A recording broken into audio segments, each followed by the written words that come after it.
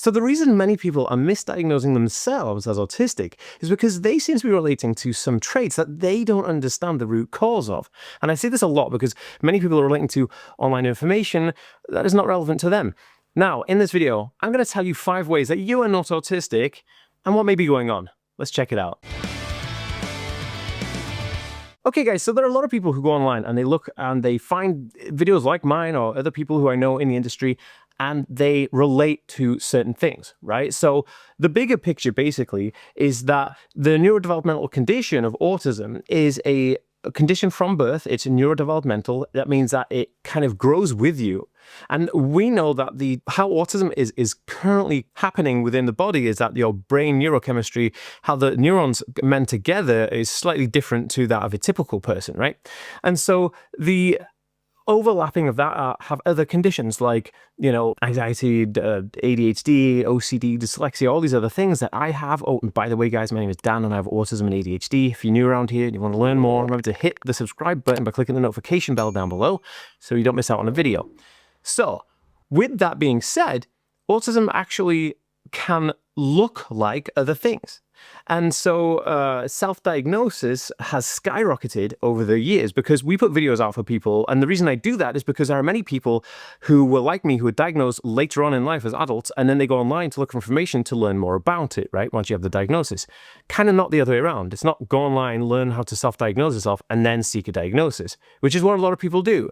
And I understand that people do this because they're wanting to understand themselves better, but there may be other things going on. And I'll get into that in a minute. Guys, if you are interested in knowing how I became confident, got that BDE energy, then make sure you download my free Autism Building a Bulletproof Brain starter kit. You can go to bulletproofbrain.org right now, click the card here, link in the description or in the bio, or you can just go to bulletproofbrain.org. Make sure you put www before it and download the free checklist starter kit right now. I promise you, you're going to be amazed. And the other thing to remember is that professionals use multiple tools in a professional environment to make sure that they can accurately diagnose you, that it's not a misdiagnosis, it's not incorrect, and they can give you the right amount of support, medication, or therapy that you need for the condition that you actually have, rather than thinking you've got a different condition, if that makes sense. So understanding all of these variables, which we're going to now is going to help you actually get the right diagnosis rather than chasing something that's completely irrelevant to you. And I see this happening quite a lot. The first thing we need to think about is social anxiety.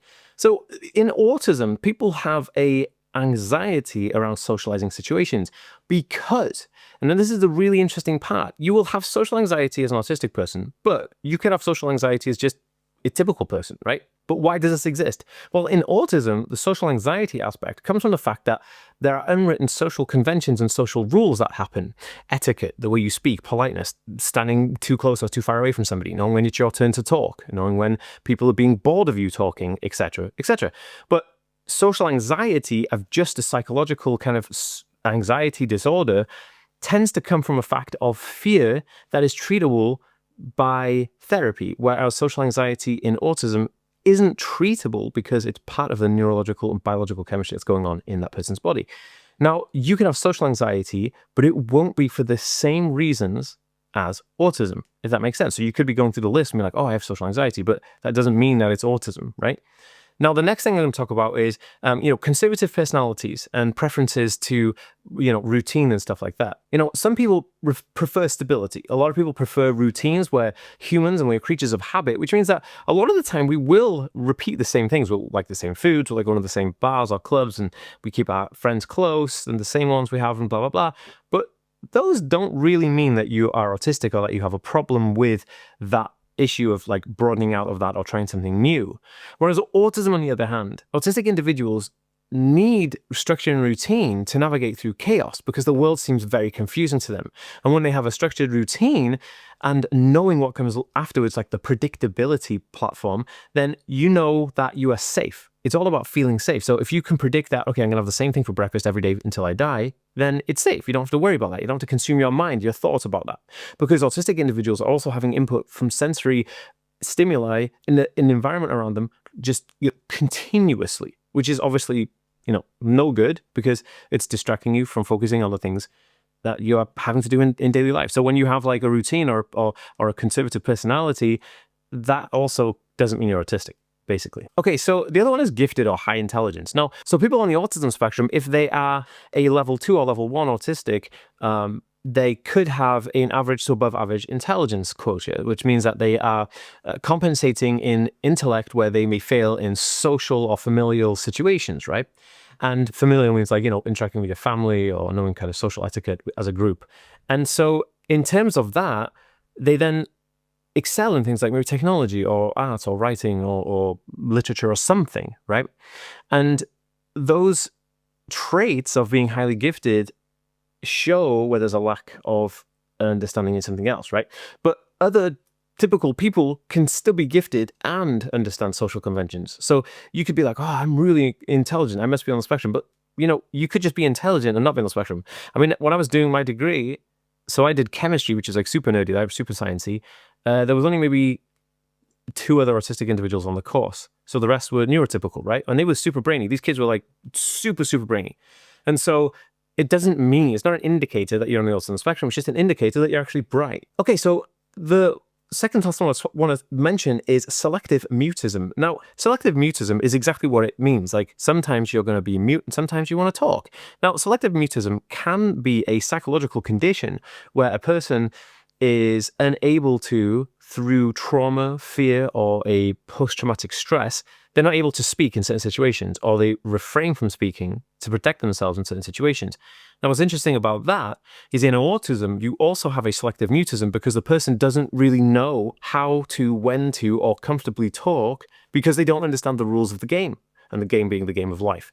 Now, someone who's selective mute doesn't necessarily mean they're autistic, but someone who's autistic may be selective mute, So there is a big divide that you could have selective mutism. It doesn't default mean that you're on the autism spectrum. Now, the last one I want to kind of cover is so interesting. In fact, it's the most interesting one, and this happens a lot. A lot of people are diagnosed with ADHD and not autism. ADHD, where does it fit in? Now, people who have ADHD sometimes have autism, and sometimes people who have autism don't have ADHD, and sometimes people just have ADHD. Now, ADHD traits can also look very similar to autistic traits. Now, the difference is ADHD is an attention deficit behavioral issue, which is related to the autism spectrum, but it's not autism in its triad of impairment, the social, communication, and emotional aspect. Now, the triad of impairment was something set out by Lorna Wing, who is one of these brilliant minds working on autism research and has been since the 80s. And she has defined kind of like the characteristics and the diagnostic criteria. Hence why a lot of people who say, oh, I feel like I'm autistic, and they'll go to the doctor and they'll get a referral and they'll go through the assessment process.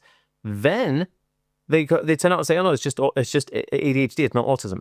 That happens quite a lot, and that will happen often. And this is why sometimes this happens.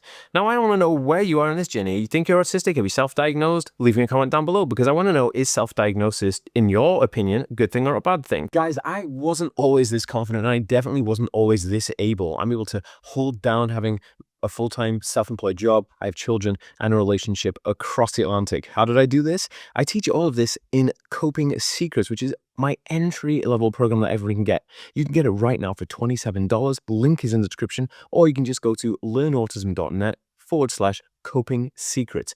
I'll make sure it's linked everywhere in this video and the link in my bio so you can get your hands on it. But honestly, the feedback I got, people love it.